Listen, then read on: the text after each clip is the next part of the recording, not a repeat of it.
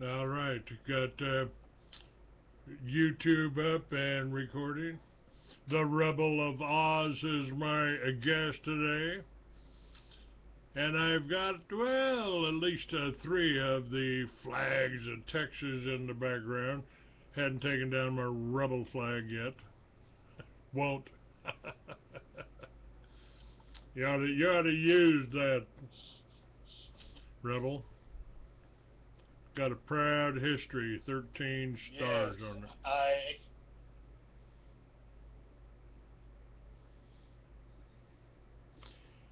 I'm actually really very sympathetic of the whole rebel concept. I mean, I've always been sympathetic of the South for as long as I can remember. Even as a kid, as a teenager, been reading books. Your show will go live in 5 seconds. 4, 3, 2, 1.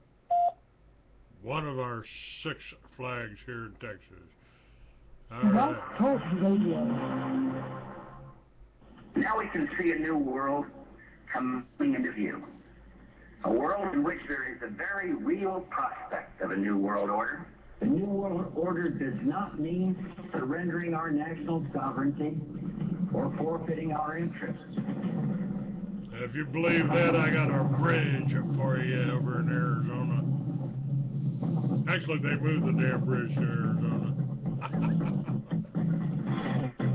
He took an oath to defend the Constitution of the United States of America.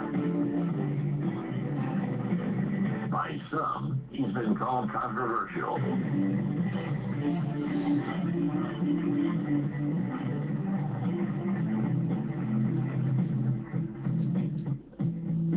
How can I convince you when your ears refuse to hear? You turn your heart away from me each time when I have drawn near. Your eyes refuse to meet with mine, they glance away in fear. As if you know that you'll be sent to disappear.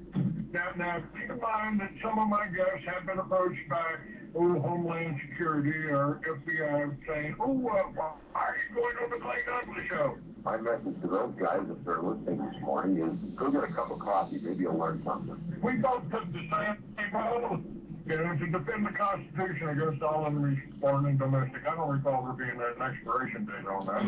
Well, it's just a show. How can I explain the thing we hesitate? Knowing that you're right, blinded by the light. He is the free American, Clay Douglas.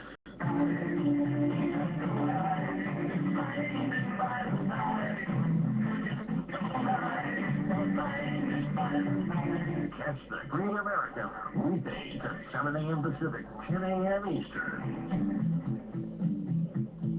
Every time I think about the damage that's been done, the anger wells inside me till I'm almost overcome. I want to tear the moon out of the sky and drop the sun. For the podcast and more details, visit www.freeamerican.com or catch the podcast by phone by calling 832-999-8621.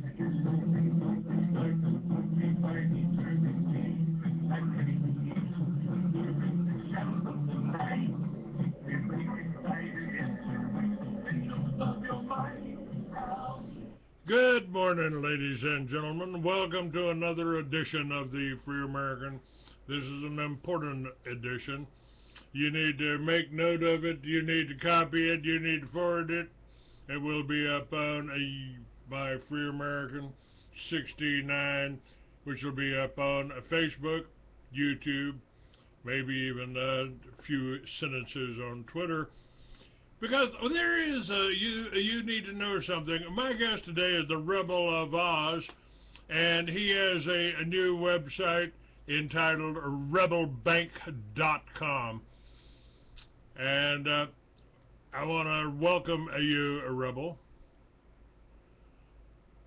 And but I want to share. Hello. Good morning, Texas. Good morning, Texas. Good morning, Australia. Good evening, Australia. I want to take a little clip here. It's time to go to bed. Not for me, though. there's going to be some clips here I'm going to play that will try to explain to people that the opposition we're facing here, the 1%, as you refer to them in this first article that I'm going to share, I want to tell you who the 1% is, and I tell you, well, a little bit more. I'm not going to do it myself. I've got some clips that I'm going to play that were made or created by some very, very influential, famous men. I intend to do that. But I want to share your site first, because you start out by saying there's a machine that creates money out of thin air. It's the equivalent of the goose that lays the golden eggs. Unfortunately, the people who own it only use it for their selfish interest to the sole benefit of the 1%. The way the 1% is using the free money machine is to buy up or at least control everything worth owning and controlling, increasingly enslaving us, the 99%. And I've been telling people for years that they have refined the art of slavery to the point that the slaves don't know they're slaves. And that's exactly what you're saying here in a different way. Now, you also go on to say none of that would be a problem if the 1%... Go ahead, what? Go ahead, Rebel. Yeah, what I was going to say, the reason why they officially abolished slavery is that they are too greedy. It was too expensive to keep us as slaves. So because if you have a slave, you have to look after them. You have to feed them well. You have to buy them warm enough clothes. You have to put a roof over their head so that they don't get sick. So slaves are too expensive. So they found a way of getting our work cheaper, and that's why they're making us believe that we're free. So they only have to spend as much as they need to help us survive until we can show up at work the next day. Okay.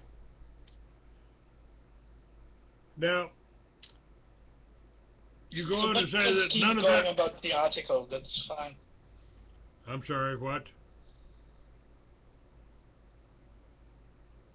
Go ahead. Well, you say none of that would be a problem if the 1% followed one simple rule. If they treated the 99%, they would, the way they would like to be treated if they were one of us battlers, this world of ours would be a heaven on earth. We can moan, agitate, educate as much as we want to, but we won't change a single thing as long as we let the predatory and parasitic 1%ers be the only ones who own a free money machine. Now, the ironic part about it all is that it's not that difficult to create a free money machine. All you have to do is set up our own bank, a bank for the 99%. You say that you've explained that before. It can be easily done. All you have to do is complete the 3 simple tasks I will ask you, and I'll only take a few hours here. It'll only take a few hours here and there for a couple of weeks. What you plan on doing is raising the startup capital with funds raised by volunteers. Once the bank is up and running, we will issue non-voting shares to be able to finance as many good for the 99% projects as possible. Each volunteer only needs to fulfill 4 simple tasks within 2 weeks. Endorse and promote the Rebel Bank project in their community. Register a user on the Rebel and join the Rebel Bank, a closed community group. Raise a minimum of $100 and send it to the rebel.is or the rebelbank.com site. Recruit and coach a minimum of 3 new volunteers to do the same. And each Rebel Bank community member will be issued his own secure encrypted email account so that we can communicate if the site has been taken down. The 2 weeks time limit is critical to ensure we can have the bank up within 6 months. And you've got a chart here showing, you know, how much money could be raised. And you ask, imagine how much good we could do for the 99% if we owned our own bank. The first, and this is the part I like, because this is what I've told people we need to do or have to do to set ourselves free. You say the first thing I would do is help people get off the grid. Imagine how much money you would have left in your pocket at the end of the month if you didn't have to pay for electricity, heating, and transport fuel. The next thing I would do is help people produce their own healthy foods, and I would set up a distribution network to help them sell their surplus. I would work with manufacturers who want to create local jobs. I would help them develop distribution networks for their products so they don't rely on the goodwill of the wholesalers and retailers controlled by the 1%. I just talked about that particular thing a few days ago. What they plan on doing is basically boycotting people that are growing good food to force people to buy GMO foods. And you say I would create safe houses for whistleblowers and their families, officials who don't dare do their job because they are afraid of losing their jobs or worse. I would sponsor media that provide jobs and income for skillful investigative journalists who are afraid of reporting the truth. I would finance an alternative health infrastructure that provides jobs and incomes to doctors and pharmaceutical researchers who care as much about curing people as they care about improving the balance of their bank account. And finally, you say I would sponsor individuals, organizations, and projects that help reducing the control of the 1% over the 99%, over what the 99% know, believe, and think. And, you know, this is what I've been trying to do for 20 years. You've got a lot of good ideas here. And in the next paragraph, which I'm going to wait a little while before going into, you point out that money rules the world. No way around it. Money rules the world. That's exactly the reason I have decided to create my own free money machine. Now, anytime anybody has tried to go up against these banksters, most of them have ended up dead. Kennedy started printing our own money here in America, Executive Order 1110, and they killed him within weeks. He explained what this powerful conspiracy was and was dead in 2 weeks. Now, I want to share, we've got time here, I want to share what world-famous men have said about Jewish behavior, because this is really the people that control the money machine. It's the Bernanke's, it's the Greenspans out there, Alan Greenspan. The people that control the Federal Reserve Bank are Jewish, are they not? Let's go into that. Joel Lindbergh. I mean, okay. All right, what do you got to say? Go ahead. I'll put this on hold for a second. Rebel. It's okay. Well, the thing is, I've been talking about the 1%. And I could have talked about the Jews, and I've been doing this for 10 years. I mean, the Jew or Jew is probably the most frequent word on my site, the rebel.is. But the rebel.is has a different function of the rebelbank.com. The rebelbank.com is really about the bank. It's a bank website. Now, if you want to get a bank registered in a country controlled by Jews, you can't have stuff on there that basically says unflattering things about Jews. It's as simple as that. I don't want to provide the enemy with ammunition with an excuse to refuse the rebel bank registration and all the things it needs to do its banking business. So I've got to be careful here. Yes, the rebel.is speaks. It's an educational website. It's a community website for the anti-Jew World Order community. And there we talk openly because it has to be. We can't just talk around the truth. We have to get to the point. But it's a different purpose. It's a community website for anti-Jew World Order activists and dissidents, whereas the rebelbank.com is to promote a bank and inform customers and investors about what the bank is about. All right, sir. Let me interrupt here because there are banks here, and I've tried to tell people that when I'm talking about the banks, when I'm talking about the Federal Reserve and their practice, it's the Federal Reserve that has the magic money machine. They can go in and print up all the money they want and then dole it out to anybody that is going along with them that's promoting the New World Order. It's not your regular bank on the corner. It's not the locally owned bank like here in the United States, like over in Dallas, Texas, or Fort Worth, Texas. You got a bank on every corner there. And it's not that bank. Those banks don't issue money, they issue loans. So you got to differentiate. When you say a bank, you're starting a bank. Are you starting a bank like the Cleburne National Bank or the Arlington Bank in Texas? Those banks can't and don't compete with the Federal Reserve.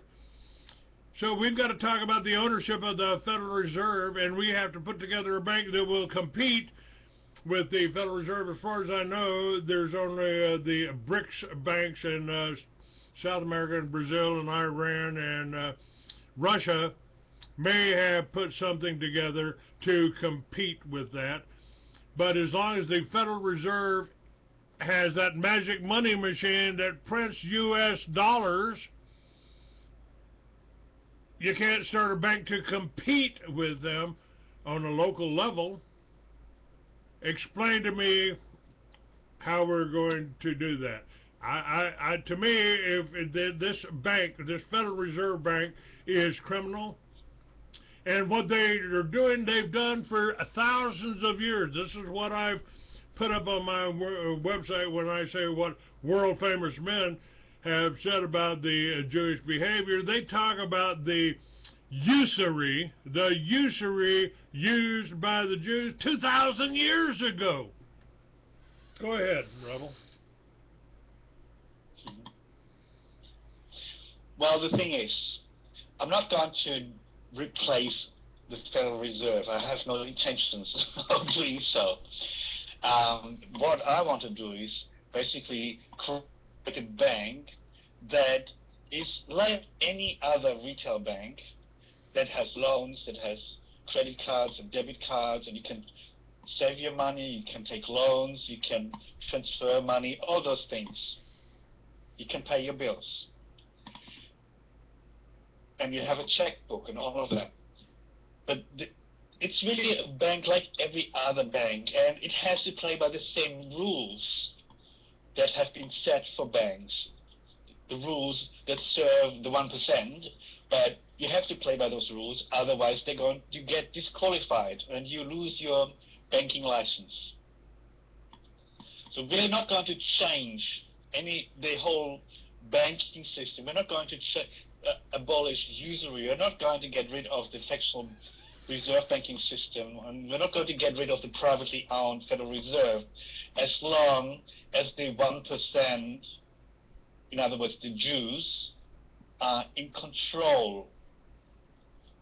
And the only way we can take away that control of them is do what they do, is take the profits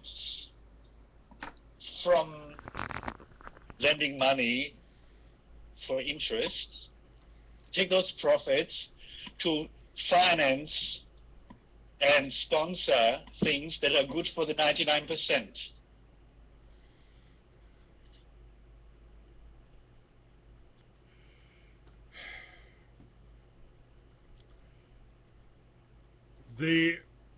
There are people that are doing that.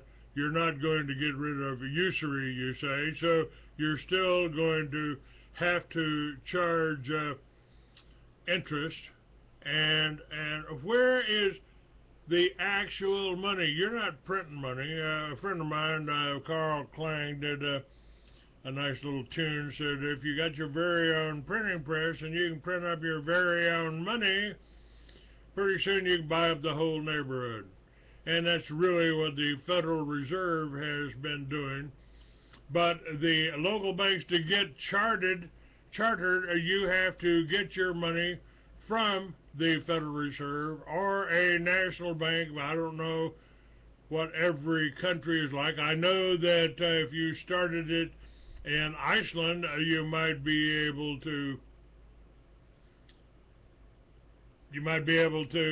do something different, because Iceland kicked the banksters out of Iceland and didn't do what all the other countries did, which is impose austerity and raise interest rates. So it's not... I understand where you're coming from. However, the thing is, of course, it's easier to start a bank in a place like Iceland or some other small country, but history has shown that small countries cannot change anything, because the attack dogs of the 1%, the US, the UK, and similar countries, will wipe you out. Look at what happened to Germany during World War II. They tried to change the rules and got obliterated. They destroyed 95% of the civilian infrastructure. They killed 20 million Germans, mostly civilians, most of them after the end of the war. They starved 3 million German prisoners of war to death. 1.5 million by Eisenhower, 1.5 million by Stalin. They really flattened the place. Or look what happened to Gaddafi. He created the Switzerland of Africa. People got free, interest-free loans to build a house when they got married. They didn't have to pay taxes for cars or for petrol. That was a system that took care of its own people. And what happens? They get vilified, they get destroyed, they get killed. So there's no point starting any of the in a small country. We have to start at the top, in England, in the US. And you're right, we're not going to... Of course we could do much better if we were replacing the Federal Reserve, if we could print our own money. But even as normal retail bank earning healthy profits on a national bank level,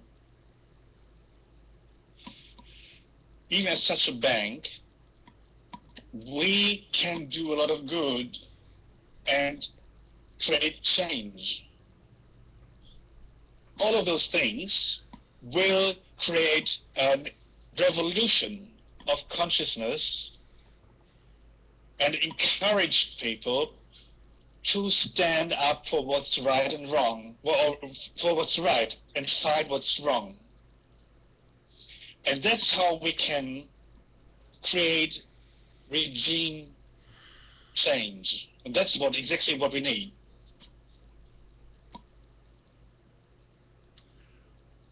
You're going to have to charge interest.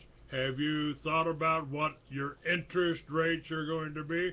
I mean, there are banks out there right now, the local banks, that'll loan you money to start a business or to buy a house. Of course, we're paying the Federal Reserve. They are paying the Federal Reserve for the money that they're loaning to you. I don't know what their interest rates are, but it's still a usury. They might have a low interest rate, but you have to charge interest on your loans, or you can't continue to exist. So how are you planning on dealing with that? Well, the whole idea is to do what does the most good for the 99%. And I have a very simple rule for everything I do. One rule. In fact, I think we don't need any religion and we don't need any law. We don't need any other rules than this one rule. Treat everyone exactly the same how you would like to be treated if you were in their shoes. The golden rule. When the Christian faith started originally, it was mostly about the golden rule. It was mostly about it. That's how they sold the Christian religion to the battlers, to the underprivileged of Roman society.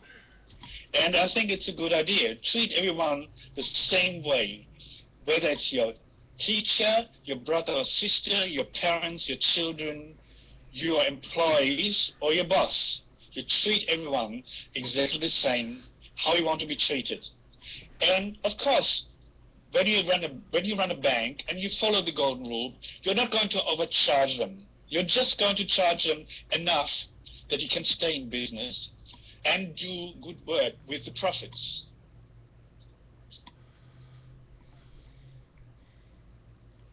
So you really haven't given any thought to that. I don't know what a good interest rate is.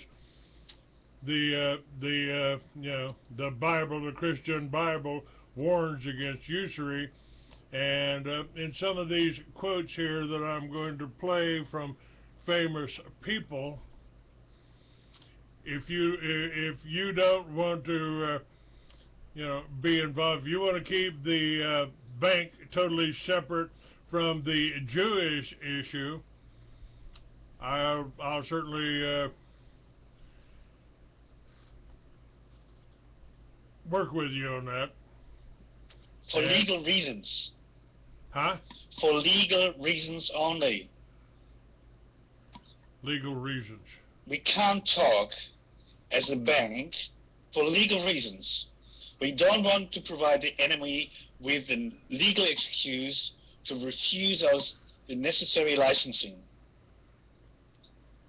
We cannot do that. Well, we cannot make it easier for them. That's the way. They know what this bank is about. Let's not even use the term Jew. The bankers that run things, I call them banksters. You know, if you want names, you can toss out Rothschild, you can toss out Rockefeller, you can toss out Morgan. We've certainly, they're certainly filled our history books. It's Morgan that's the reason we don't have free energy, and that's one of the things that you talk about. You would loan people money to build a free energy device, but as soon as you build a free energy device, the bankers' Gestapo will come in and arrest you for violating national security. It's against against the law in America to build a free energy device, because that takes away some of the bankers' profits in their energy companies that they've set up. I mean, talk about no wonder they use the twisted snake to for their logos.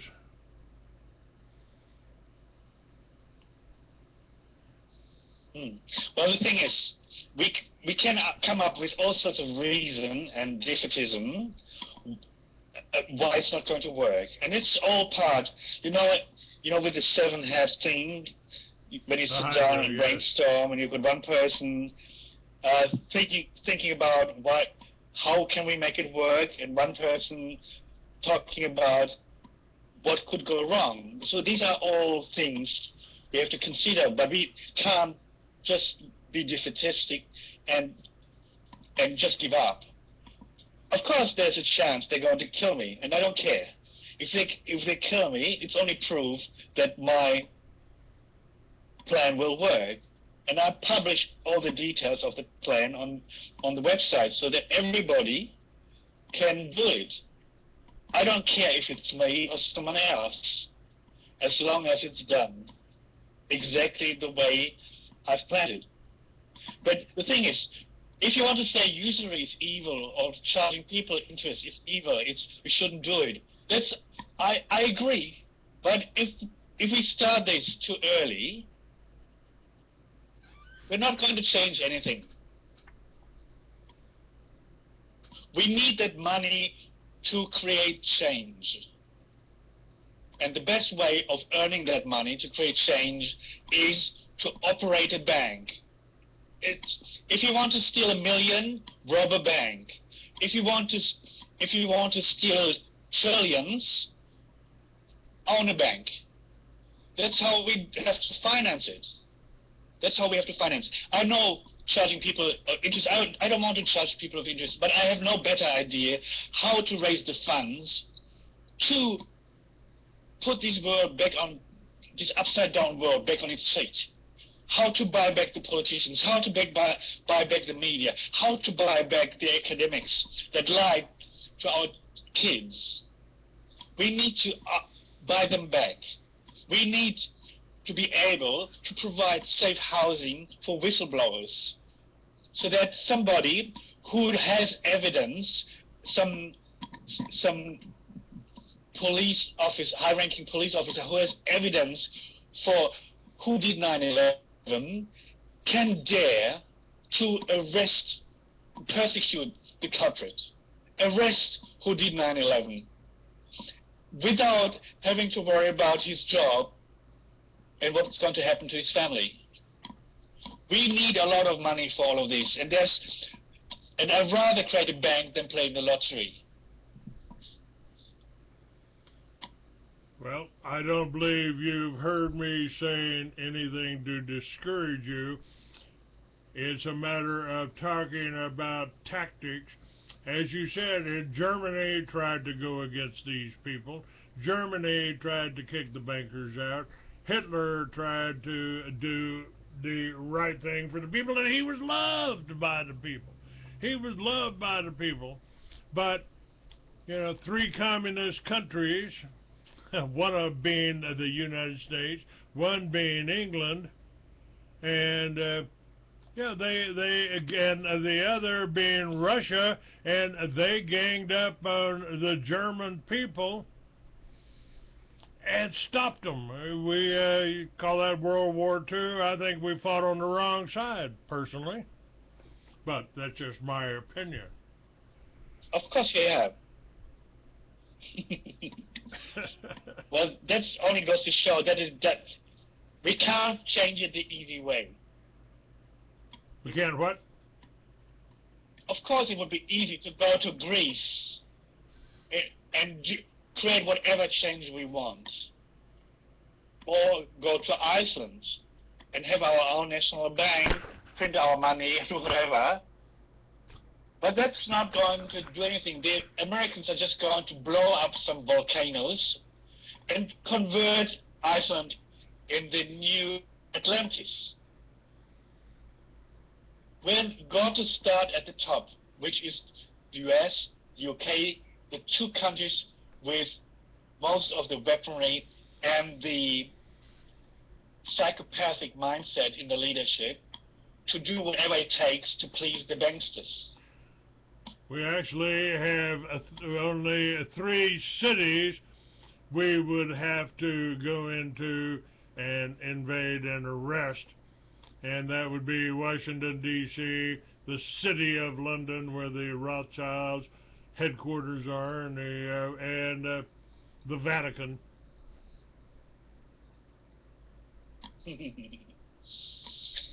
Yeah, and increasingly Dubai. Well, there's the thing. I mean, I don't want to even talk about those practical things of how to deal with those people. All I care is about creating a revolutionary spirit, in a change in consciousness and willingness of people to fight evil.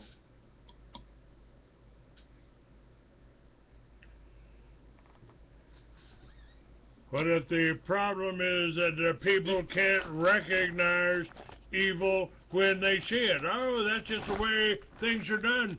That's just the way things are. If they have that kind of mindset... I think all of this is a war of the visions. We are fighting against a vision that's 3,000-4,000 years old of the Hebrews, a vision of Hebrew world domination and the enslavement or death of all non-Hebrews. And this is a vision they are getting closer and closer to. And I don't want to go into these whole discussions how those Hebrews and today's Jews, whether or not and to what extent they are the same. But that's a different story altogether, and would take far too long to go there. But we have this vision of Hebrew or Jewish world domination, and we have to have our own vision, a competing vision that's much more appealing to the 7 billion people in this world, and a vision that's so strong and appealing that we like magnetically get attracted to it. And people create the future through visualization. Call it prayer. But we need a stronger vision than those of the Jews. Now, we don't need to know all the details and get caught up in worrying about how to get there. It's the wrong approach. The right approach is to envision what kind of world do we want to live in? What kind of world do we want our children and grandchildren to live in? And then leave it to the universe or God or whatever you want to call it to create that reality for us.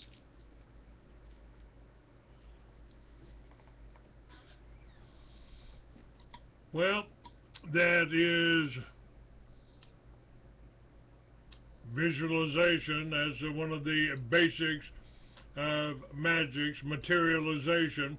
You create the vision you want in your mind, and then you show it to others and bring it about.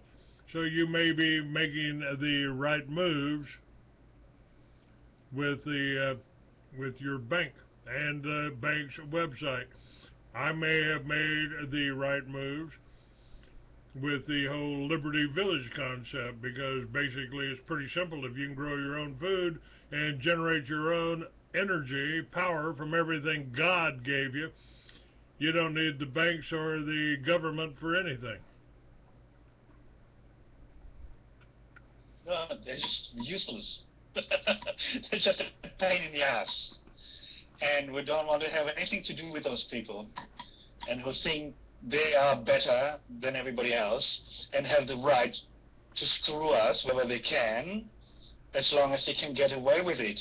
Well, we've got to show them that we are not willing to let them get away anymore, and that we're going to take measures, whatever it takes, to stop them from doing what they've been doing to us for hundreds and thousands of years. Well, that sounds like the perfect opportunity to go into this.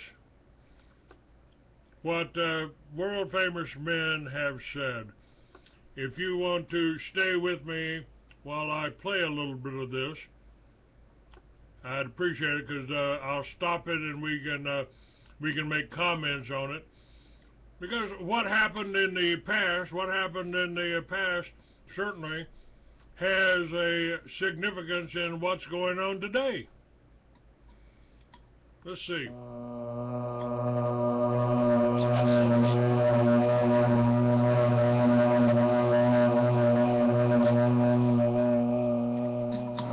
Napoleon Bonaparte, the prophet Muhammad, Cicero, the great reformer Martin Luther.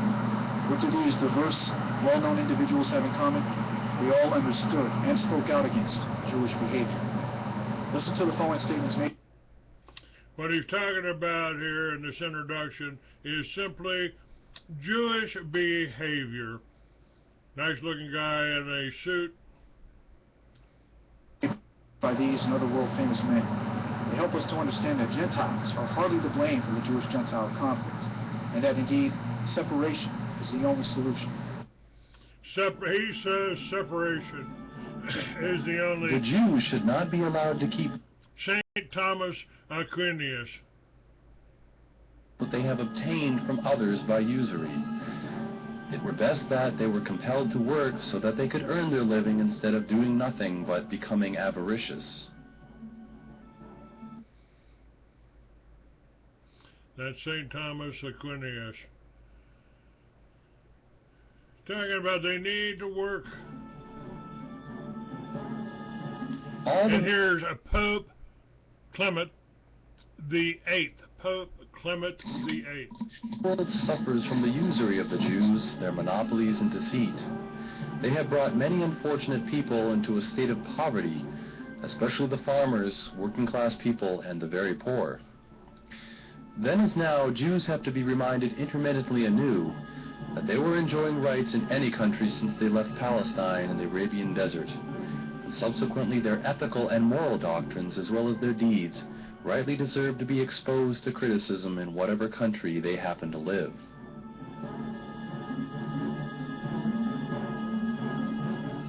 And let's jump forward a few hundred years to Ulysses S.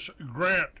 Letters to C.P. Wolcott, Assistant Secretary of War, Washington, December 17, 1862. I have long since believed that in spite of all the vigilance that can be infused into post commanders, the special regulation of the Treasury Department have been violated, that mostly by Jews and other unprincipled traitors. So well satisfied have I been of this that I instructed the commanding officers at Columbus to refuse all permits to Jews to come south, and I have frequently had them expelled from the department, but they come in with their carpet sacks in spite of all that can be done to prevent it.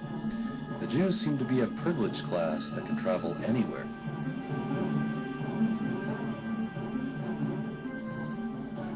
One, the Jews as a class, violating every regulation of trade established by the Treasury Department, and also department orders, are hereby expelled from the department. 2. Within 24 hours from the receipt of this order by post commanders, they will see that all of this class of people are furnished with passes and required to leave, and anyone returning after such notification will be arrested and held in confinement until an opportunity occurs of sending them out as prisoners unless furnished with permits from these headquarters. 3. No permits will be given these people to visit headquarters for the purpose of making personal applications for trade permits. This was Ulysses S. Grant talking about carpetbaggers. I would say that would put them behind the whole attack on the rebel flag also, because it was the South that was trying to stand up to them when they were being raided. Any comments on this? I mean, this is saints, this is people of the church, this is generals in our army that are talking about the actions of these people. And I think it's got a tremendous relevance today. The thing is, not all Jews are necessarily religious, but it has the religious origins obviously had a strong influence on Jewish culture, if you want to use the term culture, on their mentality, the way they are interacting amongst each others and with people outside of their circles. The thing is, a culture, a religion that sees lying and cheating as perfectly fine.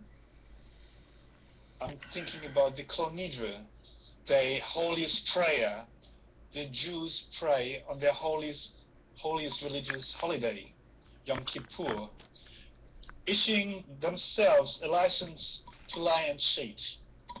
I mean, this kind of really strange attitude towards honesty has become part of general religious Jewish attitude, and they seem to have this. Another thing that basically permeated the whole Jewish community, whether they are religious or not, is the attitude towards non-Jews. The Babylonian Talmud, which is the codified oral tradition of the Jews that Jesus revolted against,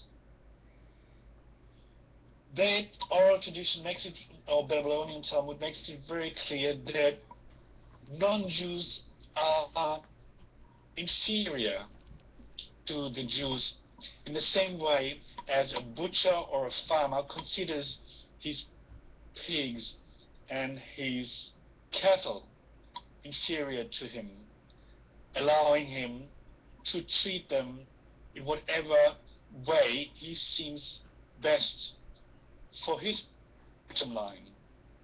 And it's this kind of supremacism that humans often have towards animals is exactly the same attitude that Jews have towards non-Jews, whether they're religious or not. Now, if they're not religious, and most Jews these days are not, they find another reason, other than the Babylonian Talmud, to have this kind of supremacist attitude towards us. They come up with stories about Nobel Prize winners, about Albert Einstein, that it's almost like saints, right? And whenever the Jews make a movie and they need some maths or just brilliant scientist, he always looks like Albert Einstein. And basically, that's how they're convincing themselves and the Goyim that Jews are more clever than non-Jews. And because they think they're so much smarter than us, they think they can do whatever as long as they can get away with it. So they think it's if they can outsmart us, if they can cheat us, if they can enslave us, if they can prostitute us and make us, if they can make us go to war and die for them, they think it's all right. Well, they've had a pretty good success at that. I think Mel Gibson was correct when he said they were responsible for every war. All based on my research, they were responsible for talking Wilson into bringing us into World War I and Roosevelt in World War II. And we're not even talking about Vietnam and Korea. I think that it started much earlier than it. It goes back to Renaissance. I mean, even European colonialism. If you think about it, who was Christopher Columbus? He was a Jew from Italy, from Genoa. And the black nobility. One of the things. He basically taught the Spanish king. Yeah, he talked the Spanish king into financing an expedition to India, to find a direct route to India, and then when he came back, he asked him to finance another expedition to get slaves, and then he went to Hispaniola, found that the natives there, which is Dominican Republic and Haiti today, he found that the natives weren't very cooperative. They didn't really want to be their slaves. And then he decided, well, if they're that nasty, we've got to kill them for that. So he got his Christian soldiers to hang them over a fire and roast them to death by the millions. They killed the entire island population. I'm not sure if you've seen some of those gruesome pictures. It was the genocide of the worst kind. And then, if you talk, I deal with a lot of non-white people, educated people, overseas students. I've lived overseas. And there's a lot of resentment towards white people because of all those horrible things that white people did towards Asians, towards Africans, towards American tribes. But what they don't realize is that behind each of those atrocities was a Jewish trader and a Jewish governor doing the dirty work and basically ordering Christians to do all those horrible things. A good example is an island in Indonesia where the Dutch wiped out the entire island population because the Jewish traders wanted to have a monopoly for nutmeg. Nutmeg was a very pricey, popular spice in those days. And if you look at the Dutch governor, who gave the order to protect the profits of the Jewish trader, was a Jew. And it goes throughout history. Yes, back to 1492, the moment the Spanish got rid of the Moors, which were not all Muslims, most of them were actually Jews. When they got rid of them in 1492, a lot of them went to England, first to Holland and then later to England, and started colonialism. And so it goes back to the 15th century. And if you look hard enough, probably earlier than that. I'm thinking about all those Germanic tribes that invaded and raided the Roman Empire. Why would they do that? The answer is somebody paid them for it. Why would they go down south and try to raid a country, conquered country, with a superb military force? Why?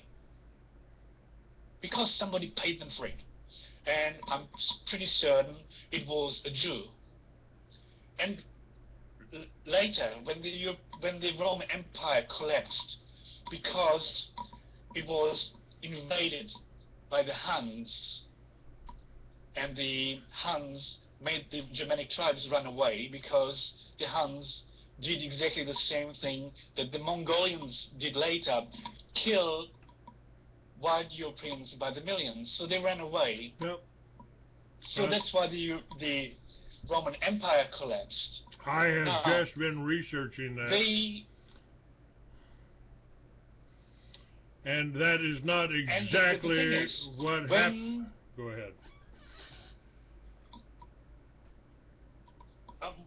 What I was talking about, what I was going to get to, the Jewish role in all of this, is when the Charlemagne, or Charles the Great, or Karl der Große in German, the king of the Franks, when he united Europe, he also Christianized Europe. And the way he went about it was beheading thousands and thousands of resisting noblemen. They did it with the Saxon tribes. They beheaded thousands of Saxon noblemen to convince the rest of the population of the idea that maybe converting to the Christian faith is a good idea. It was a very convincing demonstration of Christian love. But who financed Charlemagne? Where did he get the money to set up the strongest army in Europe in those days? I'm convinced it was a Jew. And guess what happened? Everybody in Europe became a slave to some nobleman, and except the people who lived in the free cities. And who were the people who lived in the free cities that were not slaves to the nobleman? It was the Jews. The more you look into history, the more you find evidence for how everything evil that happened was actually caused, financed, and planned by the Jews. It goes back thousands of years, even in Europe. They were the black nobility that briefly appears in our history book somewhere. Not very outlined, very good. And that same point of time that you're talking about, the Jews used the Muslims to do some of this beheading, didn't they? That's right. The beheading is one of those things that the Jews and the Arabs, the Muslims, share. And really, honestly, I don't think there's so much of a difference between Muslims and Jews. And just think about it. Both Jews and Muslims circumcise. Both Jews and Muslims don't eat pork. And I've got my theories about why that is.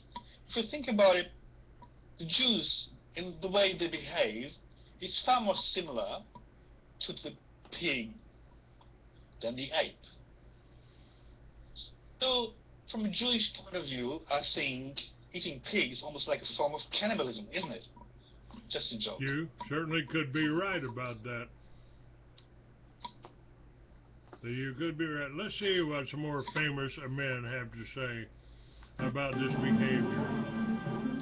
I found so many Jews and speculators here William T. Sherman. General Sherman. Trading in cotton, and secessionists had become so open in refusing anything but gold that I have felt myself bound to stop it. And Napoleon Bonaparte. The Jews are the master robbers of the modern age. They are the carrion birds of humanity. They must be treated with political justice, not with civil justice. They are surely not real citizens. The Jews have practiced usury since the time of Moses and oppressed the other peoples. We ought to ban the Jews from commerce because they abuse it. This is a Napoleon Bonaparte talking. Evils of the Jews do not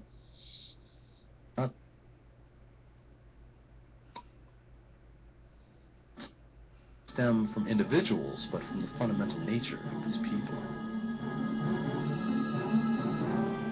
Nothing more contemptible could be done than the reception of the Jews by you.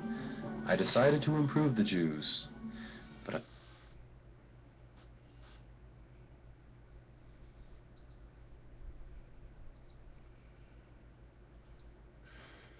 Come on, this will work here.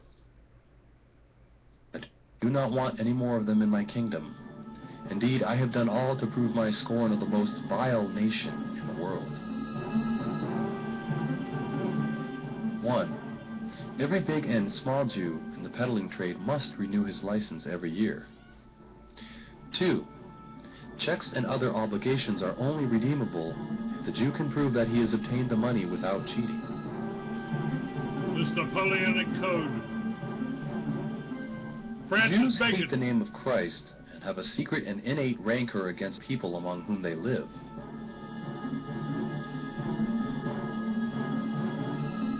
The Jews were behind all the persecutions of the Christians.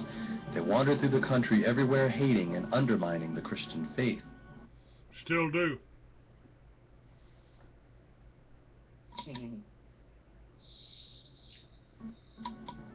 That's for sure. I mean, they have a bit of a bad relationship. The revelation of Christ has no significance for the Jew. Houston Chamberlain from Britain. Searched through a whole library of Jewish books in the expectation of finding, naturally, not belief in the divinity of Christ, nor the idea of redemption, but the purely human feeling for the greatness of a suffering Savior, but in vain. A Jew who feels that is, in fact, no longer a Jew, but a denier of Judaism. And while we find, even in Muhammad's Quran, at least a vague conception of the importance of Christ and profound reverence for his personality, a cultured leading Jew of the 19th century, Gratz, calls Christ, quote, the new birth with the death mask, end quote, which inflicted new and painful wounds upon the Jewish people. He cannot see anything else in him. In view of the cross, he assures us that, quote, the Jews do not require this convulsive emotion for their spiritual improvement, and adds, quote, particularly not among the middle classes of inhabitants of the cities, close quote. His comprehension goes further. In a book republished in 1880 by a Spanish Jew, José de Leon, Jesus Christ is called, quote, a dead dog that lies buried in a dunghill. Besides, the Jews have taken care to issue in the latter part of the 19th century several editions, naturally in Hebrew, of the so-called censored passages from the Talmud. Those passages usually omitted in which Christ is exposed to our scorn and hatred as a fool, a sorcerer, profane person, idolater, dog, bastard, child of lust, etc., so too his sublime mother. Martin Luther here. All of the anxious sighing, longing, and hoping of their hearts is directed to the time when someday they would like to deal with us heathen as they dealt with the heathen in Persia at the time of Esther.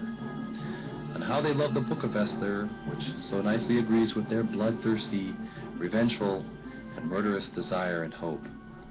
The sun never did shine on a more bloodthirsty and revengeful people as they, who imagine to be the people of God, who desire to and think they must murder and crush the heathen. And the foremost undertaking which they expect of their Messiah is that he should slay and murder the whole world with the sword. as they at first demonstrated against us Christians, and would like to do now, if they only could, have also tried it often and have been repeatedly struck on their snouts. Therefore know, my dear Christians, that next to the devil you have no more bitter, more poisonous, more vehement an enemy than a real Jew who earnestly desires to be a Jew. Should someone think I am saying too much, I am saying much too little, for I see in their writings how they curse us Goyim and wish us all evil in their schools and prayers. They rob us of our money through usury, and wherever they are able, they play us all manner of mean tricks.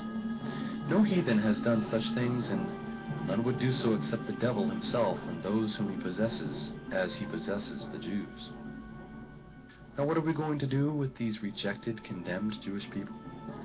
Let us apply the ordinary wisdom of other nations like France, Spain, Bohemia, and others, who made them give an account of what they had stolen through usury, divided it evenly, but expelled them from their country. For as heard before, God's wrath is so great over them that through soft mercy they only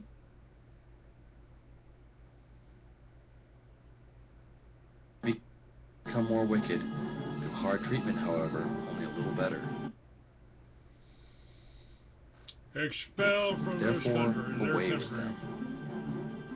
Maybe mild-hearted and gentle Christians will believe that I am too rigorous and drastic against the poor, afflicted Jews, believing that I ridicule them and treat them with much sarcasm. By my word, I am far too weak to be able to ridicule such a satanic brood. I would fain to do so, but they are far greater adepts at mockery than I, and possess a God who is master in this art. It is the evil one himself. Even with no further evidence than the Old Testament, I would maintain, and no person on earth could alter my opinion, that the Jews, as they are today, are veritably a mixture of all the depraved and malevolent knaves of the whole world over, who have then been dispersed in all countries, similarly to the Tartars, gypsies, and such folk. That's pretty incredible and pretty sound advice. Coming from, I believe that was Martin Luther who tacked his edict upon the doors of the Catholic Church. And doesn't this echo what Jesus said in the New Testament? Rebel? It does, for sure. But, I mean, the thing is, the Jews, just through their behavior, didn't make a lot of friends outside the community because they treat people outside their community like cattle. That's what they see us. And it's almost like a mental disease, the way they are regarding us, just like God created us for them to exploit, to use as sex slaves, for us to torture and prostitute and kill us, just use us for their pleasure and for their benefits, financial benefit. And with this, if you have this kind of attitude, and then you have things like those ritual Passover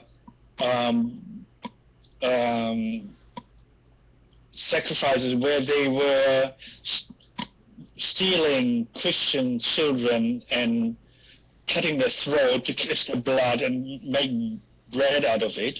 I mean, that's these sort of things. When they got caught, got them in all sorts of trouble, and so they got expelled over 200 times over the past 2,000 years. And yes, it really brings up how to solve this Jewish question. I actually wrote an article once about the Jewish problem and its causes and how to fix it or how not to fix it. And I vigorously discussed all the options. The Spanish option of kicking them out, and all the other options, including genocide. I discussed them all, the pros and cons. I think it's necessary to be very open-minded about how to deal with this. But personally, I don't think killing them all is the solution, because if we started doing this, there would be some idiots who wouldn't understand why, because they have some Jewish mate they went to school with, and they think he's a good guy, so he would empathize with it. My grandmother was a Jew. My grandmother was Jewish. Yeah, that's what I've gotten. Yeah, and in England, English have actually been brainwashed to believe that they are all part Jewish. So whatever negative you say about Jews, they perceive as a personal attack.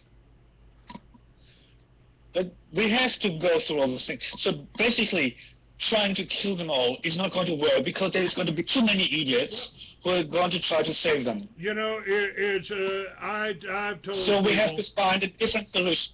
I have told people that I don't want to kill anybody. I don't want to lower myself to their level. That's their form of revolution. That's what they would do. That's what they want to do. They want to kill all us Goyim. They want to kill all us Caucasian, all us white people, or bring us down to their level.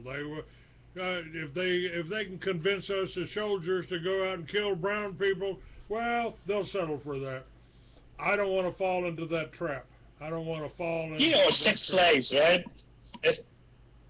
They're quite happy to have some blonde glowing girls to act as their porn actresses and have them as their sex slaves.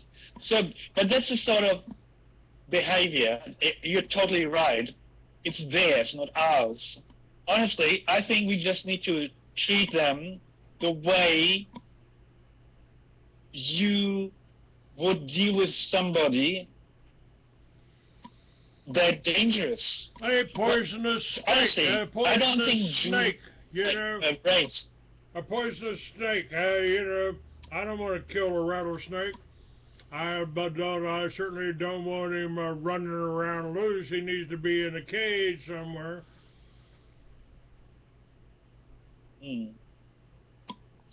Well, the thing is, we have to think about how to protect ourselves from them. And I personally always follow the golden rule. I mentioned it before. How would I want to be treated if I was a Jew? My honest answer is tough love. Tough love.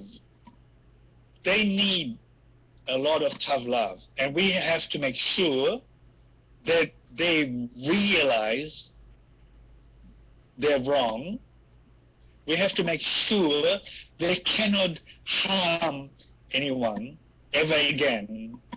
Not this generation, not the next generation, not 10 generations from now. We have to protect ourselves for our own survival. And we have to protect the Jews from themselves. Because, honestly, a Jew, in my view, is not even a race. It's not a religion. It's not a country. Because a race cannot consist out of 3 ethnic groups. The Ashkenazi, the Sephardi, and the Oriental Jews. There are 3 distinct ethnic groups. So they are not a race. It's like saying Jews are a race. It's like saying the Swiss are a race. No, they're French, they're Italians, and they're Germans, ethnically. Or Singaporeans, they are Chinese, they're Malay, they're Tamil, Indians. They're not a race. And they're not a religion either, because, yes, historically they've been Jews, follows the Judaic religion, but more than half of modern Jews are not religious at all. So they're not a religion, they're not a race, and they're not a nationality either, because 3/4 or 2/3 of the Jews don't live in one state. They don't live in Israel. There is 1 million here and there, but they're not a nationality either. So they're not a nationality, they're not a race, they're not a religion. What are they? I've always said they are just a mental state of mind. They are people who suffer from a mental disorder. A pathological mental disorder called Jewishness. Now, that can be derived from your grandmother being Jewish, or you can make it, basically you can find all sorts of reasons why you think you're Jewish. Because you've been told by your mother you're Jewish, or whatever. It's just people convert to Judaism because they feel like Jews. You have all those Protestant Christians who are so obsessed with the Old Testament, they want to be the chosen people. They want to be the chosen people, and they argue endlessly with you why the Jews are no longer God's chosen people, they are instead. So they would be Jews. And then you have those people, yeah, some of them convert to Judaism, although the Jews are not really fond of conversions, like the Muslims and the Christians. But it's just a pathological state of mind that causes the sufferers from that condition to behave badly, to commit horrific crimes, to enslave, to kill, to torture, to deprive non-Jews of all their rights. It's a mental disease. You're almost it almost sounds like you're talking about it almost sounds like you're talking about politicians to me. And how many of those politicians are Jewish or attorneys, which ought to be outlawed too. To me, they're just as bad as the Jews. Let's see what some more famous men have said about Jewish behavior. The Jews belong to a dark and... Cicero. How about that? Let's go back to the beginnings of civilization. Let's go back to Greece. Let's listen to Cicero. Repulsive force. One knows how numerous this clique is, how they stick together, and what power they exercise through their unions. They are a nation of rascals and deceivers. Now, whoever is... We'll get here, this next voice you hear will be, the words that you hear will come from the Prophet Muhammad, talking about the Muslim. But what Cicero just said is interesting. I've said the Jews have one advantage over us. They stick together. No Jew goes broke. No Jew loses his business because he doesn't have financing. And this is where we fall way short, and this is where your bank should play an important part. You know, I need financing here. I need financing to be able to go on, to be able to set up a business the way it should be set up. And I've done that many times until the Jewish firms tapped my phone and arranged an accident. And when the accident didn't kill me, they kept me drugged for 3 months in 3 different hospitals. Now, folks, you know, this is the way they work. And when I got out and was still alive, they sent their people after me. This is what the Prophet Muhammad has to say. Friend of a Jew belongs to them. Let's start back here. We missed that somehow. 953.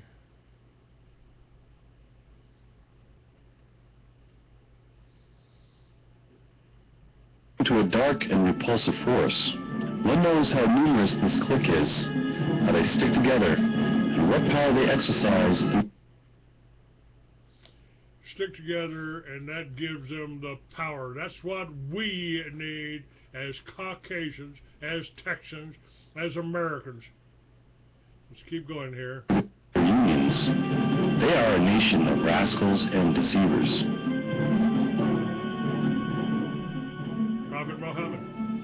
Whoever is a friend of a Jew, belongs to them, becomes one of them. God cannot tolerate this mean people. The Jews have wandered from divine religion. You must not relent in your work, which must show up Jewish deceit.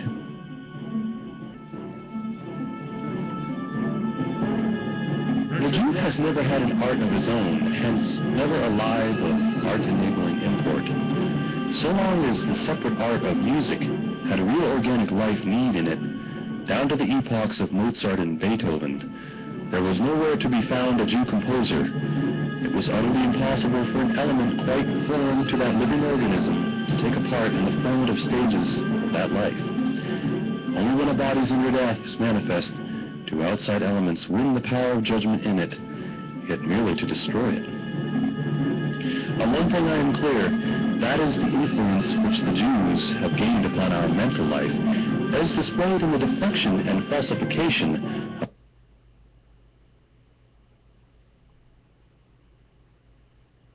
of our highest cultural tendencies. Whether the downfall of our culture can be arrested by a violent rejection of the destructive alien element, I am unable to decide.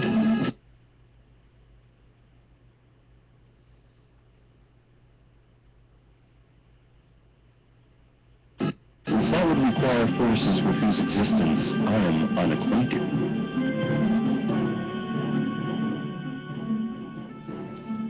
The day will come when all nations amidst which the Jews are dwelling will have to raise the question of their wholesale expulsion, a question which will be one of life or death, good health or chronic disease, peaceful existence or perpetual social fever. Winston Churchill. Zionism versus Bolshevism, a struggle for the soul of the Jewish people. Winston Churchill. This movement among the Jews is not new. From the days of Spartacus Weishaupt to those of Karl Marx, and down to Trotsky from Russia, Bela Kun from Hungary, Rosa Luxemburg from Germany, and Emma Goldman from the United States, this worldwide conspiracy for the overthrow of civilization and for the reconstruction of society on the basis of arrested development, of envious malevolence, and of impossible equality has been steadily growing. It is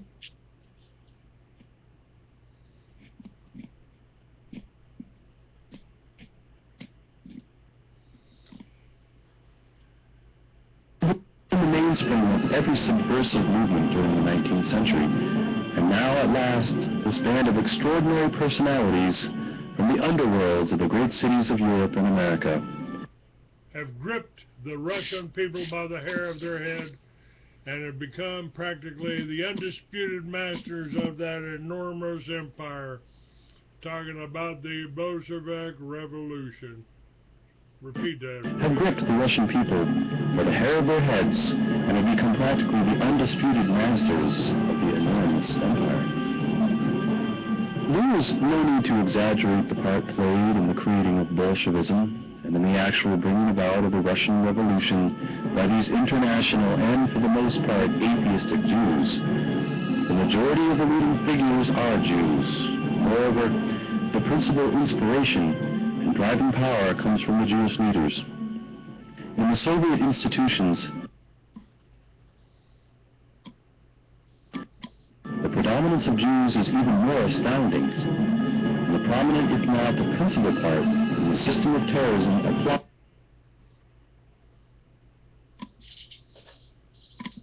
by the extraordinary commissions for combating counter-revolution has been taken by Jews, and in some notable cases by Jewesses.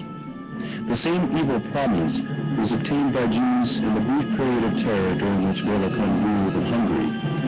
The same phenomenon has been presented in Germany, especially Bavaria, so far as this madness has been allowed to prey upon the temporary prostration of the German people.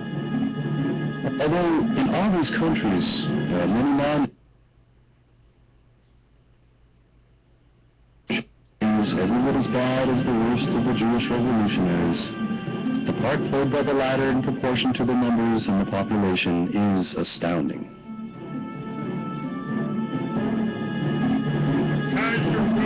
A Jew cannot be a true patriot.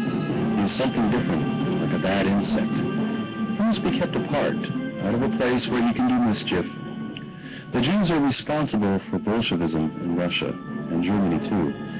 I was far too indulgent with them during my reign, and I bitterly regret the favors I showed the prominent Jewish bankers.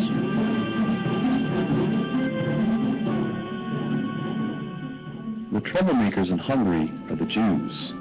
They demoralize our country, and they are the leaders of the revolutionary gang that is torturing Hungary.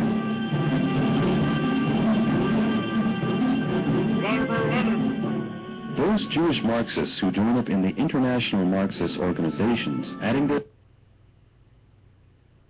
might to the creation of an international culture of the working class movement, are continuing the best traditions of Jewry. International movement. This is your new world order, folks. This is what is happening in the United States today. It's happening in Hungary, it's happening in the Soviet Union, it's happening in Russia. Hell, it created the Soviet Union. And you've got to realize this.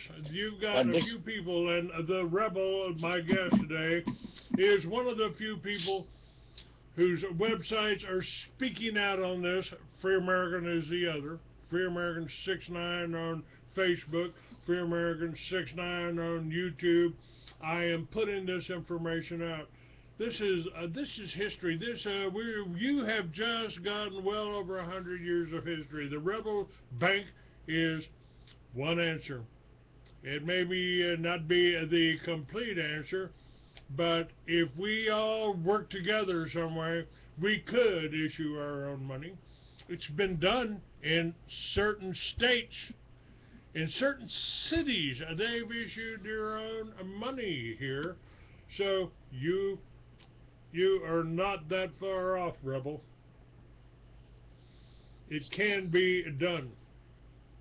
I think it can be done, but we're not going to change the system unless we change it at the top.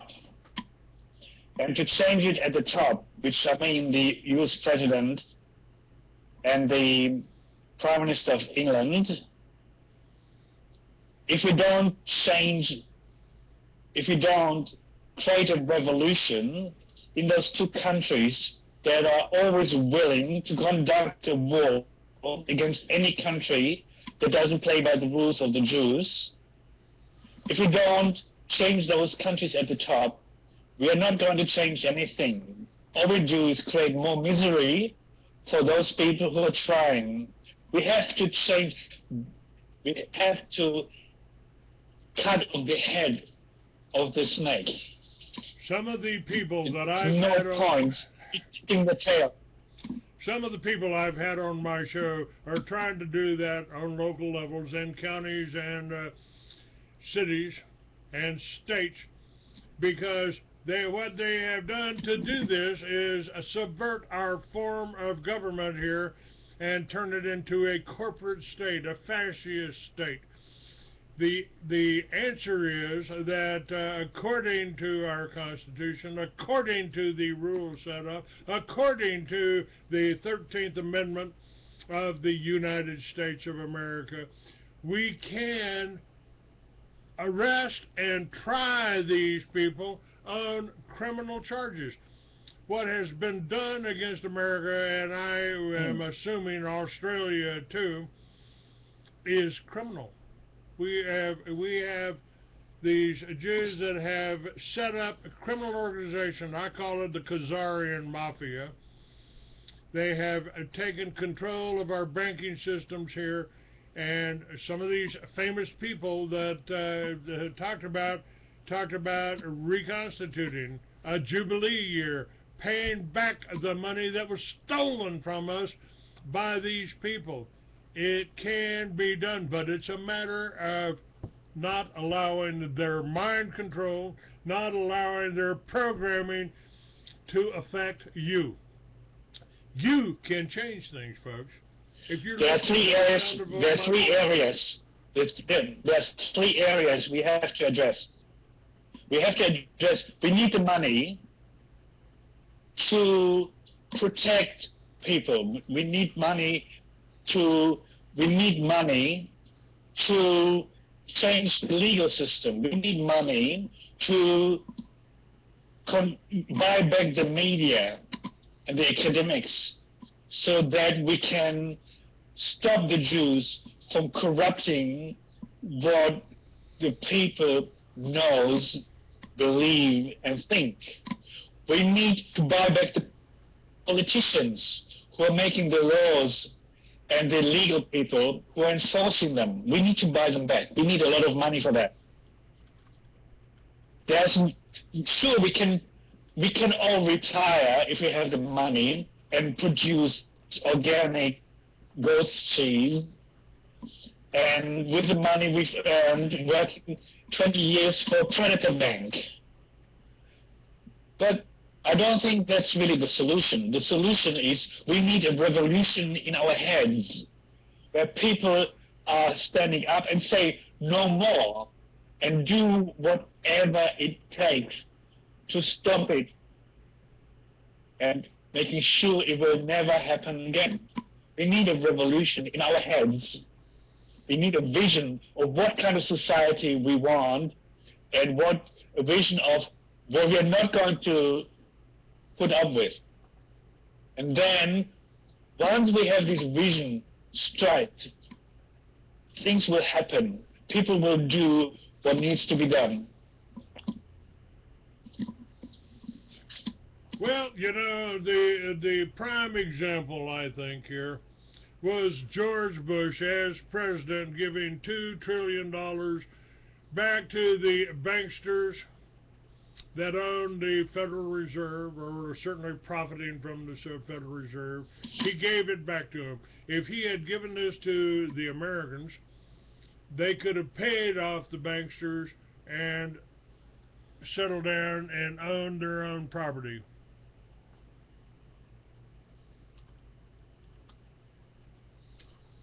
And so he turned his back on the American people. This whole country is a complete joke. What's that? I just think the whole, I mean, you know, the way people in the world see America. A lot of people think they're the most stupid people on earth because they even re-elected Obama. I mean, re-elect Obama. So after all the things he did, they knew, so many Americans knew that he is gay, that he lives with a cross-dresser as his supposed. They knew that he's not born in the United States, that he's born in Kenya or Indonesia. They know that he's not, doesn't even have the right to be U.S. president, and they still voted him back. So it's like they know that he grew up financing his cocaine addiction with selling his body to gay men.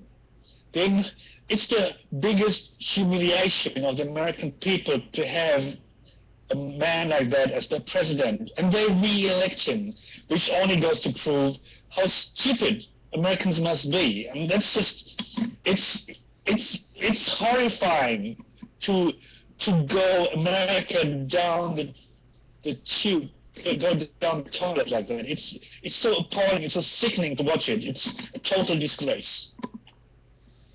Well, I blame the television. They don't call it programming for nothing.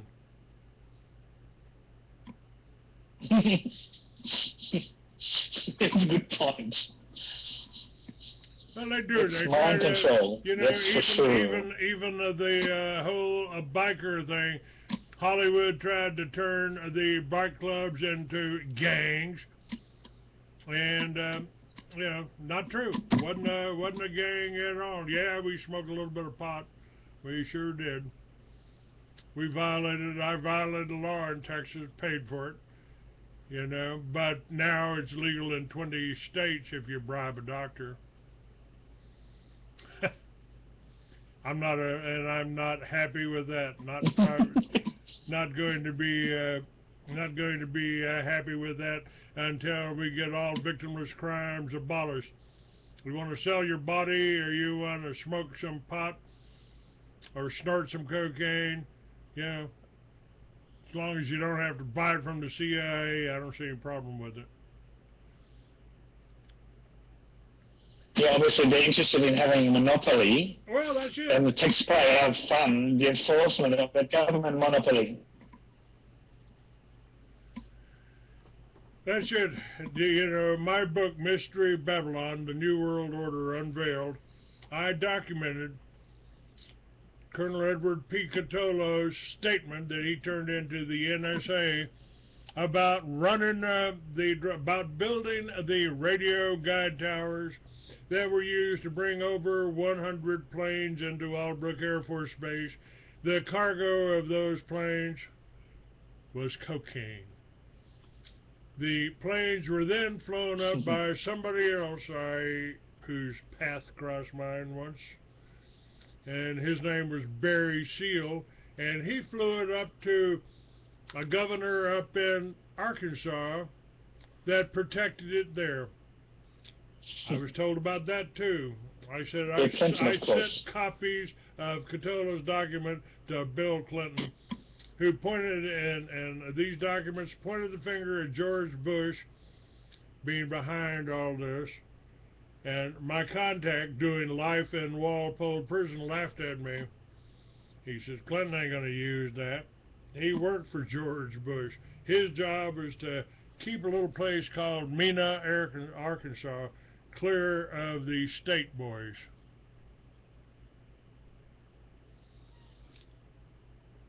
So we've got a George. Go ahead. But George Bush is the head of the secret government, isn't he?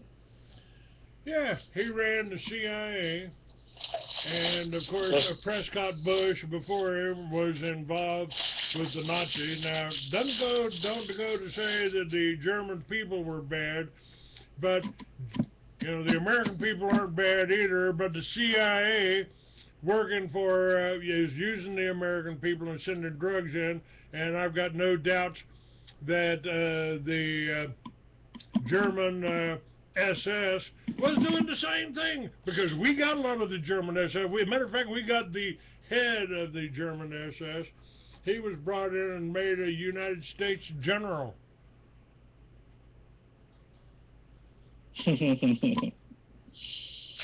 Oh, well.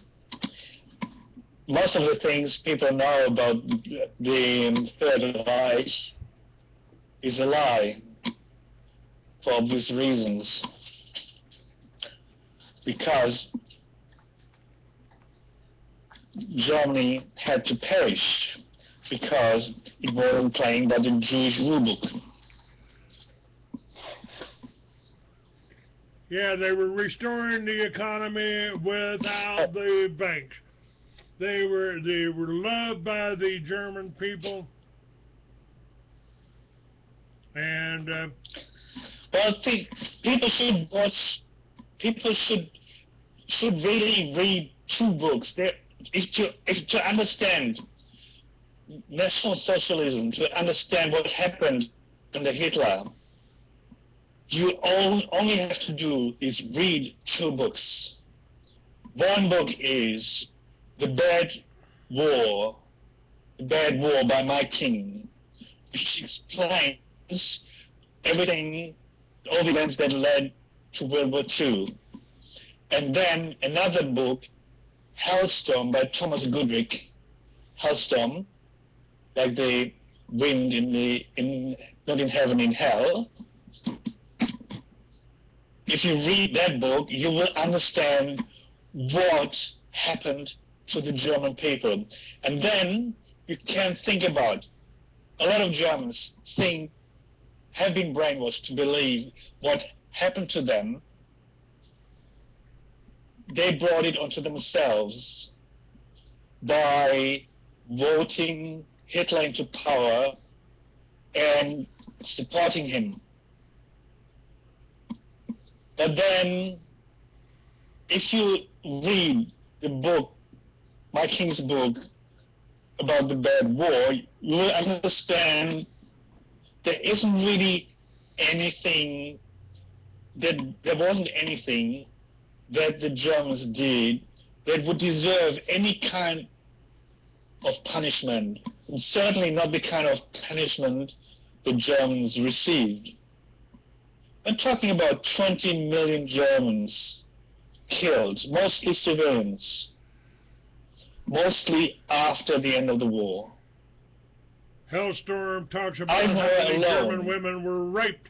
Hellstorm, I've got links to Hellstorm, the video, up on my site. You really need to see that, to see how after the war the German people, civilians, came back and punished, and that would be war crimes too. Eisenhower could be prosecuted for war crimes. Am I accurate? You got to imagine every single female between the age of 8 and 80, which was in the territory controlled by Russian troops. Every single female between 8 and 80 got raped. Not just once, but dozens of times. The only ones who didn't get raped are the ones who got shot because they tried to run away. That's the Russians. And plus, they killed millions of German refugees who were trying to run away from the atrocities committed by the Russian troops. They killed them. My father, at the age of 9, was put on a cart by his mother. They were running away only at night, because during the day they were shot at by Russian planes. And then the day before they arrived in Dresden was set alight. A whole city with 500,000 people filled with mostly refugees and civilians, with no military or strategic importance whatsoever. One of the most beautiful cities of the world, in the world, with the most significant and amazing artwork and palaces. They set it alight. The whole city killed 500,000 people. You're talking in about one Dresden? day, 24 hours, and cooked them. More people than Hiroshima and Nagasaki combined. You're talking about Dresden. That's a Holocaust. Are you talking Dresden, yes, about Dresden. Okay. All right. Dresden, yes. Dresden was firebombed, like Hamburg, like Munich, and many other cities. They destroyed 90% of the civilian infrastructure, including private housing, of Germany. 90%. And folks, by the That way, alone it was war crime.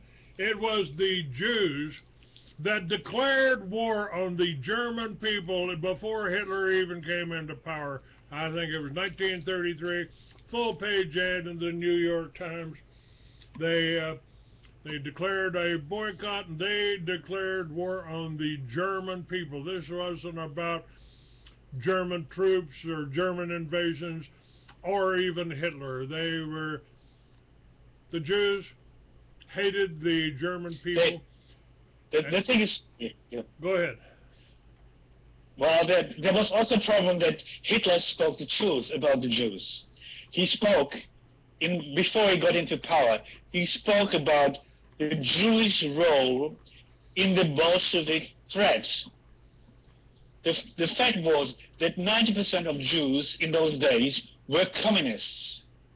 And 90% of communists were Jews. So there's no difference. Jew was a communist was a Jew. There was one and the same thing. And Hitler made the mistake, if you want, to speak about those things and warn of communism and warn of the Jews. He was trying to save his people. And the Jews didn't appreciate it. So the moment, within 3 or 4 weeks of him getting into power, they declared war to Germany, not National Socialism, not Hitler, to Germany, declared war to Germany. And they started a boycott worldwide and tried to cripple Germany, like they always do with governments like Iran that they don't like. They tried to force Germany into the knees, and Hitler managed still under such conditions to bring about the biggest economic recovery in human history. Within 2 years, he went from millions and millions and millions of unemployment, I think about 10% unemployment, he went to full employment. Full employment. I think it was even more than 10%, but it doesn't matter. He went from absolute misery. Germany was just as bad as the United States during the Great Depression. People were killing themselves by the hundreds of thousands because of their misery, because they had no food, because they were kicked out of the house because they couldn't get paid rent, couldn't pay rent. They were committing suicide by the hundreds of thousands. And Hitler, in 2 years, restored the economy. Just by doing one thing, is cutting the Jews out. By cutting the Jews out of the Reserve Bank, they cut out the Jews through the entire economic system. You know, he cut them out. And he didn't kill any Jews.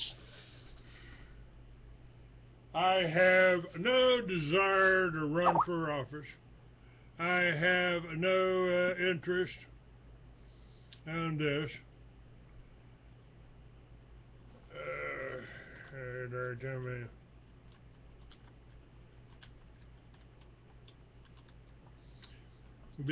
I have no desire to run for office, but I can tell you that I could do this right here, right now, if I had the backing, if I had the money, if I had the reach, if I wasn't under scrutiny and attacked by these same Jewish perpetrators that have been after me for 20 years.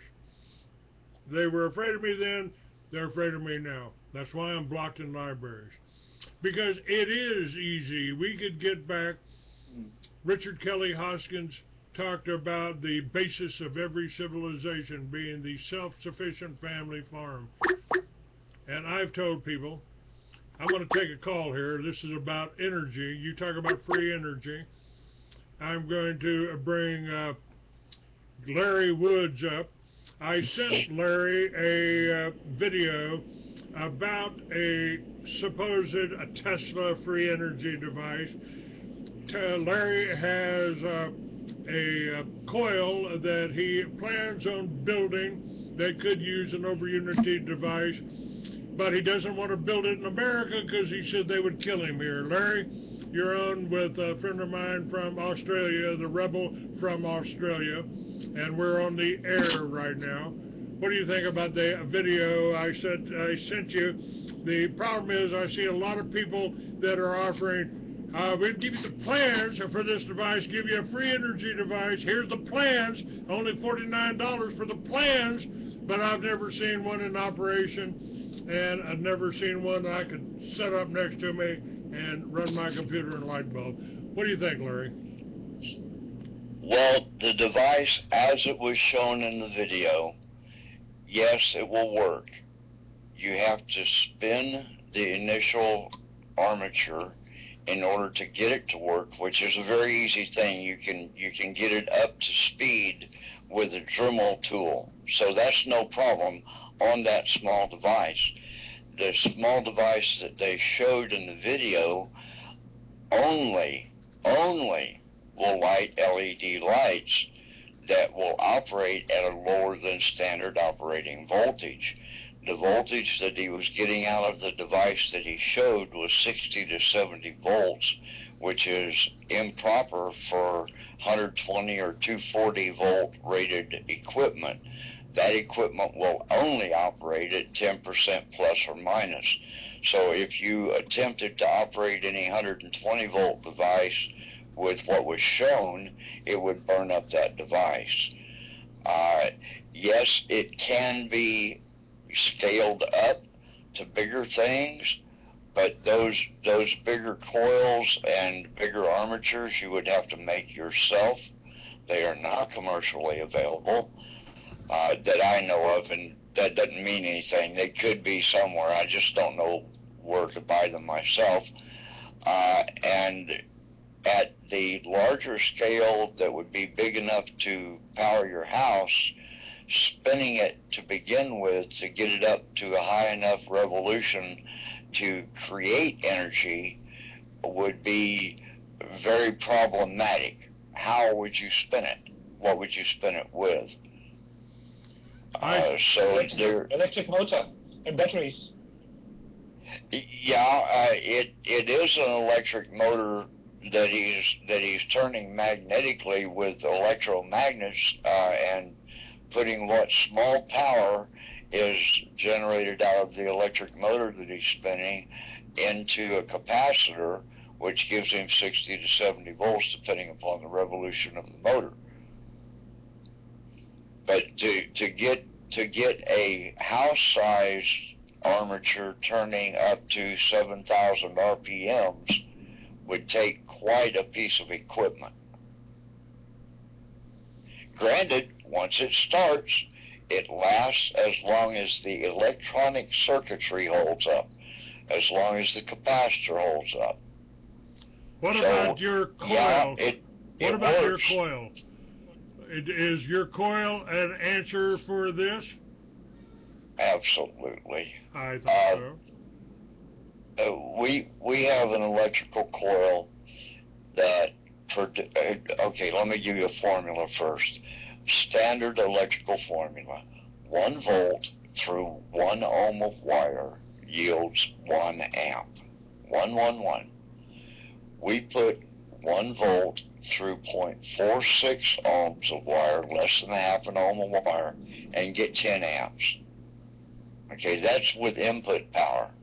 Our generators are magnetic drive generators with a stationary set of magnets that go into the vortex of our coils. We only make toroidal coils. Once in the vortex, there is a cylinder that slides into that is also magnetic. Once it's in place, it rotates between 100 and 300,000 RPMs.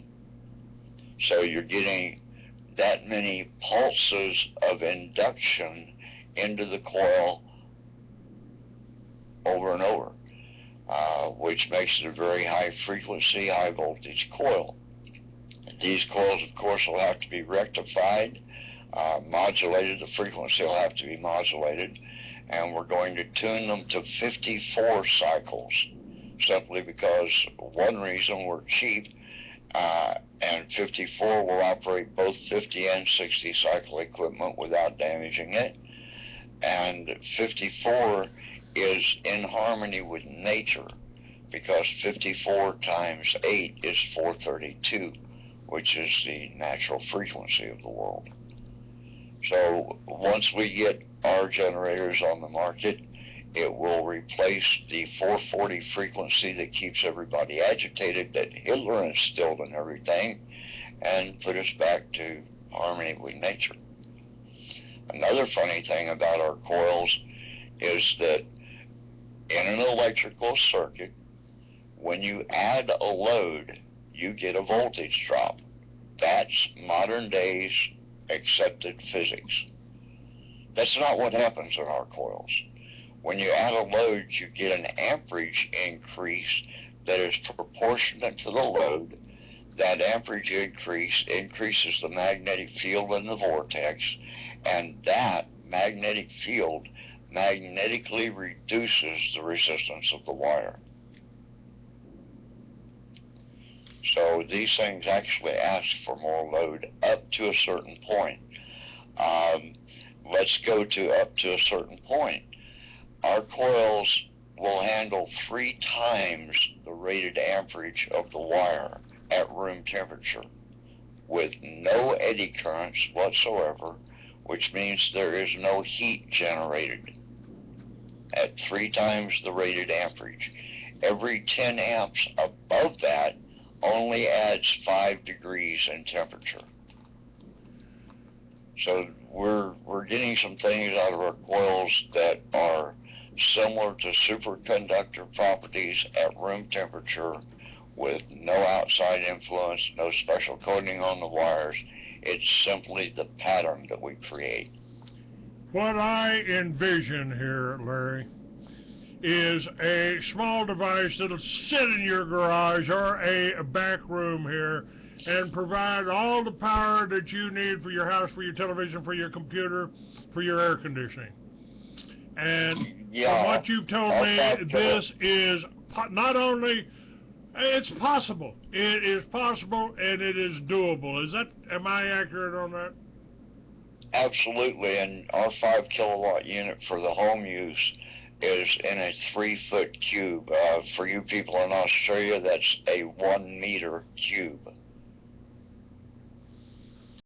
So the only thing that we've got that goes wrong or that can go wrong with our equipment is the frequency modulation board, which is an electronic component, and we hope to oversize it enough to get between 10 and 20 years use out of it. That's the only thing that would ever have to be replaced within the first 100 years. Now, you understand, Larry, that what you are talking about right now is the answer to everything we've talked about, the banking, the control, the wars, everything. With a unit like that you can put in your back room, you can save enough money on your electric bill to feed your family from now on. This is the answer. This is what we've been looking for, and this is what's been hidden since the days of Tesla, is it not? Actually, this has been known and published information since 1842. A man named Daniel Davis is the man that wrote it's the Davis Manual of Magnetism. And it was written in 1842, and that's where Tesla and the lead Scalman learned how to do what they know how to do.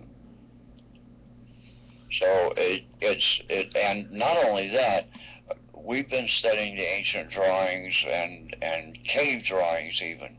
Cave drawings show pancake coils hooked up correctly to an oscilloscope.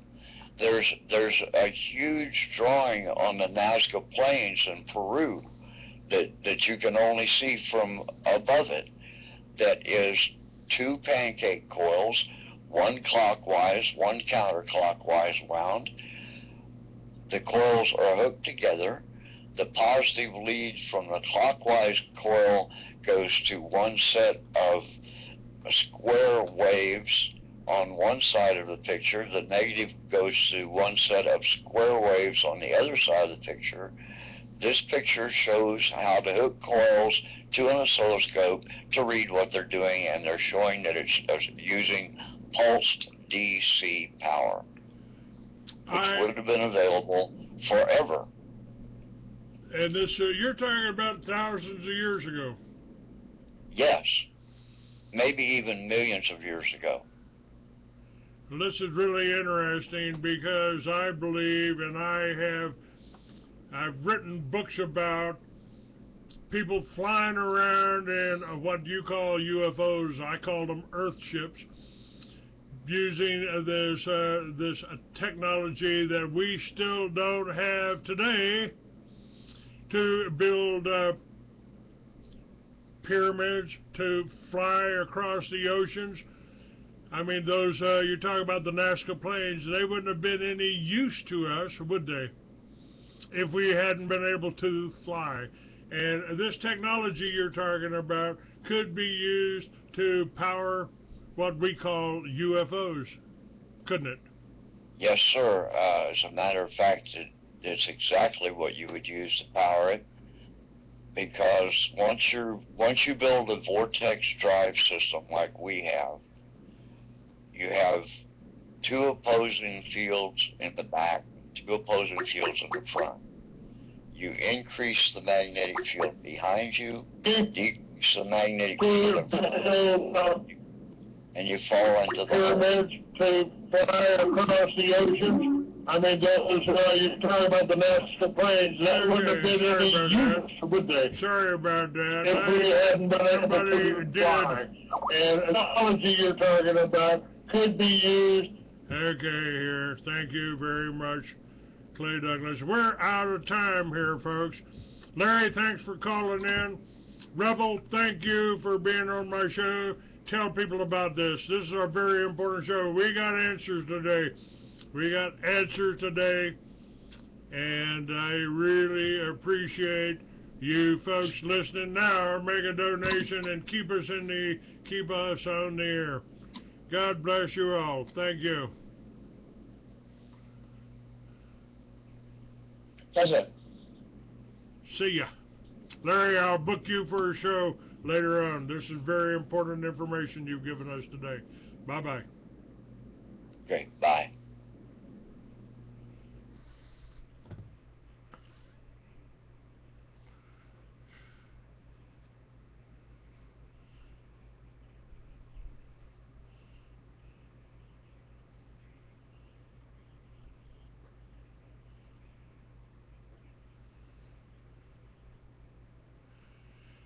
Good information. FreeAmerican.com. FreeAmerican69 on YouTube. Make a donation, guys.